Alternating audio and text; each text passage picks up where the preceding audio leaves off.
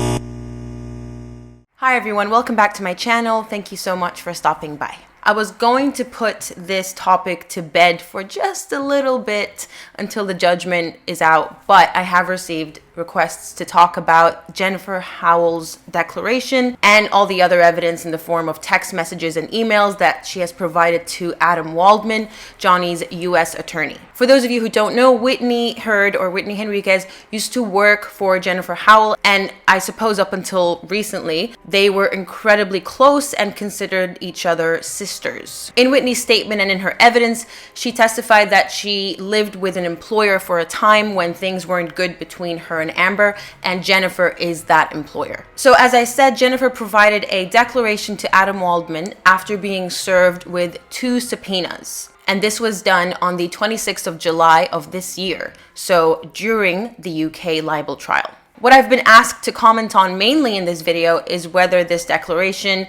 can be used in the UK trial and what impact it will have on the case overall, both in the UK and in the US. So let's have a quick look at this declaration and we'll get straight into analyzing it. I'm going to be summarizing it. I won't be reading it out for you, but I will be displaying screenshots on the screen as per usual. Please feel free to pause and have a read or go to Adam Waldman's Twitter. I will link it down below where you can find the actual declarations that he posted on his Twitter timeline. I don't know, on his Twitter feed.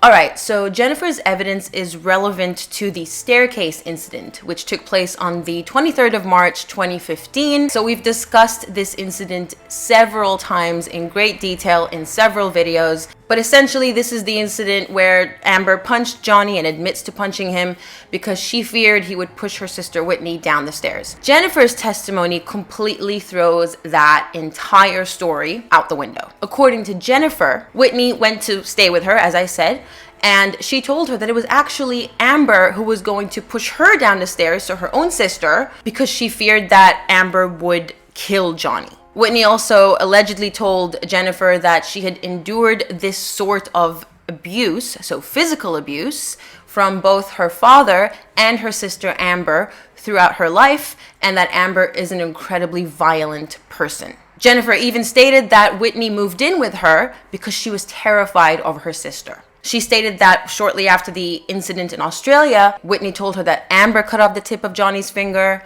and she also stated that Paige, Amber and Whitney's late mother, told Jennifer that Amber loved Johnny so much that she couldn't control herself, and that the reason that they broke up was because Amber had started to become too violent and too emotional. She even briefly discussed the proceeds from Amber's divorce settlement, the $7 million, that she never donated any of it to Jennifer's organization, and apparently an anonymous donation was given by Elon Musk, but Jennifer never really specifies how she knows this. She just says, I know it's not from Amber. I have reason to believe it's from Elon. And as I mentioned earlier, she provided this declaration as a result of being served 2 subpoenas.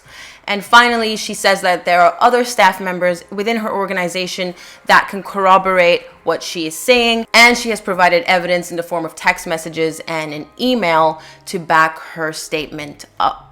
Before I get into analyzing this declaration, here are the text messages and the email. They took place during the trial after Whitney testified, and you can see they referred to each other as my chosen sister.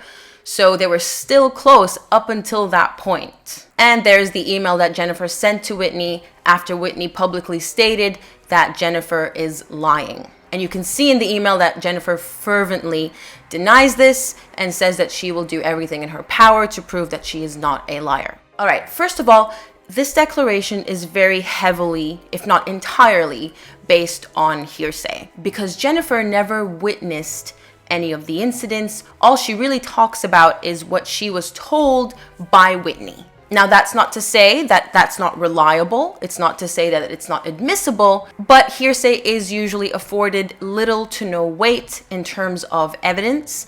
And this is also mentioned in the Civil Evidence Act that is applicable in the UK. As you can see, subsection 2 of section 4 of the Act states the circumstances or considerations that the court may have regard to in assessing whether to give any weight to this evidence. Now, of course, these considerations can be argued against Jennifer Howell and the integrity of her evidence, specifically with regards to the multiple hearsay component and whether the original statement was an edited account or was made in collaboration with another. So this has already been suggested with regards to Laura Divenier's evidence that this was made entirely in collaboration with Adam Waldman for the purpose of discrediting Amber.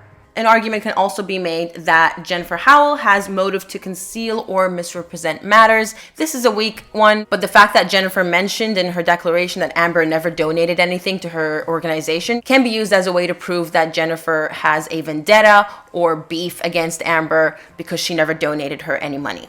But that can very quickly be shot down, as it regularly was by Mr. Sherborne during the UK trial. Jennifer responded to a subpoena. In fact, she responded to 2, apparently. So she did not volunteer this information. People who have beef or have a vendetta against someone usually are very keen to volunteer evidence to bring down that person. They don't have to be subpoenaed or essentially forced in a legal way to provide evidence against someone else. Now, the legislation mentioned multiple hearsay, and I also singled it out as an argument that could be made against Jennifer. The main example for this that I could decipher from the declaration is the part where she says Whitney told her that Amber severed the tip of Johnny's finger off.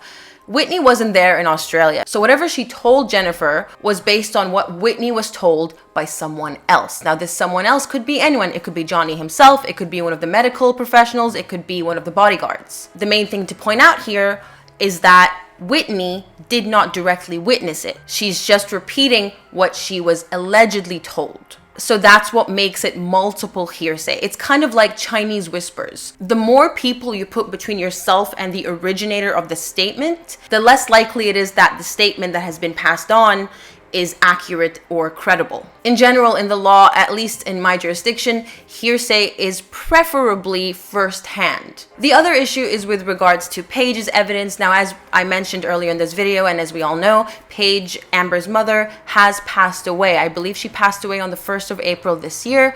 May her soul rest in peace. The problem with adducing evidence of what Paige told Jennifer is the fact that Paige is no longer with us, very much like Jerry Judge. So they cannot be called into court as witnesses to testify and to verify that they in fact said these words to the witness and to ascertain what their meaning was behind these words. Now, that's not to say that evidence made by a dead person is always inadmissible, but again, it's just a matter of the weight that will be attributed to that evidence. If evidence can't be verified or backed up, it does automatically become less credible, or less weight is attributed to its credibility. Because think about it, anyone can just sit there and say things that were told to them by someone who is now dead, especially if these things were said in private, so there isn't really anyone who can back up or deny these statements. Now, of course, just because these arguments can be made, it doesn't mean that the court must be convinced by them or must be bound by them,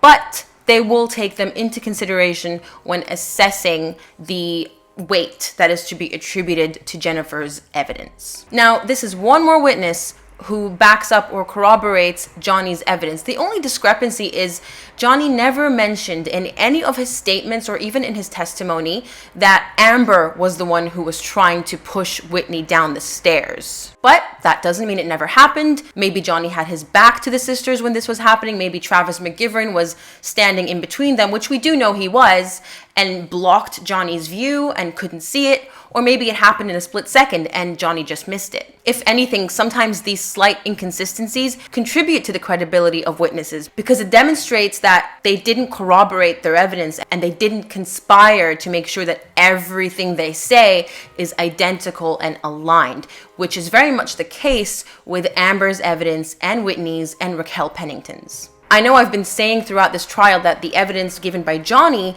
very much aligns with the evidence given by the rest of his witnesses, but they're not identical. All right, now I keep getting asked, will this affect the UK trial? The answer is no. It cannot affect the trial because it is over. The only possible way that this evidence can be introduced to the UK proceedings is by way of appeal. Now, the last video that I released on this topic, which deals with what happens if Johnny loses the trial, talks about appeals and explains the appeals process in detail. So please make sure to watch that if you haven't already. But basically, I explain that an appeal is a review of the original decision, and usually no new evidence or arguments are admissible unless there are exceptional circumstances. An example of an exceptional circumstance is new or fresh evidence that did not exist or was not in the party's possession or knowledge during the trial. Now, Jennifer's declaration was made on the 26th of July, so pretty much by the end of the trial. So it is, on the face of it, new and fresh evidence that did not exist at the time. But that is not the only prerequisite. There are 3 conditions as per common law in the United Kingdom that must be met in order for new evidence to be admitted into an appeal. Firstly, it must be shown that the evidence could not have been obtained with reasonable diligence during the trial. In this situation, this evidence did not even exist before Whitney testified. So this requirement is easily satisfied. Secondly, the evidence must have some reasonable prospect of affecting the trial. So it doesn't have to make or break the case, but it should at least have the capability of having an important influence on the result. Now, because NGN are arguing that one incident, if proven to be true, will satisfy the defense of truth, and because the opposing side argued that if one incident has been found to be false, then the entire defense fails, I believe that this evidence could have some capability of affecting the result, with the only issue being that it is based on hearsay and it is not based on anything that was directly witnessed by Jennifer herself. So it's Whitney's word versus Jennifer's word. Having said that, Jennifer's evidence does align with other witnesses, including Travis McGivern and Johnny himself. So that does bolster it a little bit, and the fact that she was subpoenaed and didn't just come out of the woodworks for no reason. But again, it's all a matter of weight when it comes to this particular declaration. So with this particular requirement, it just depends on how well each party argues their case. And finally, the evidence must be credible. There are several aspects that can point to the credibility of this witness. The most important one being, again, that she was subpoenaed. This information was not volunteered. She is an independent third party in the sense that she has no connection to Johnny. If anything, her sole connection to the case is Whitney, Amber's sister. So she has no reason to lie or to cover for Johnny, because that argument that NGN loved to latch onto, which is that all the witnesses were employed by Johnny and therefore it was in their best interest to lie for him, that does not apply to Jennifer at all. And I do want to point out that if, for whatever reason, Johnny loses and this goes to appeal, and if, it's a big if, his legal team attempts to introduce this declaration, then Jennifer must be willing to testify, because otherwise her entire declaration is just an out-of-court statement that is being introduced to prove a certain allegation, which is hearsay. So she must be there to testify as to the contents of her statement. So do I think that this will have any impact on the UK trial if it goes to appeal? It depends on whether it is admissible evidence or not. And I have no idea whether the Court of Appeal will consider that the common law test, the 3 requirements, have been satisfied by this particular evidence. Having said that, if Johnny wins the UK trial, then there is no need for this declaration and all is good for Johnny.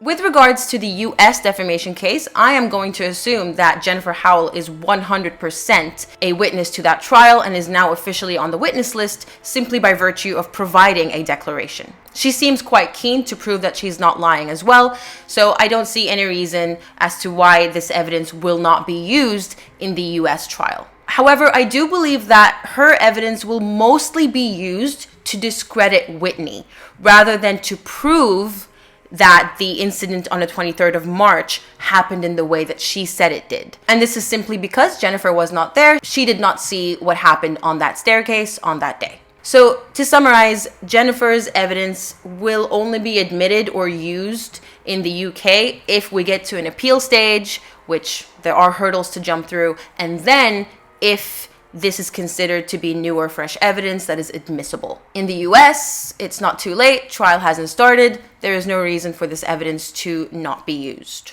That's it for this video. I hope I've answered your questions. As always, let me know what you guys think in the comments below. Do you personally believe that Jennifer's evidence has an incredible amount of weight that can sway the outcome of an appeal if we ever get to it, or even the outcome of the US trial in the future? Do let me know what you think. Thank you so much for watching. Stay safe, and I will catch you in a future video.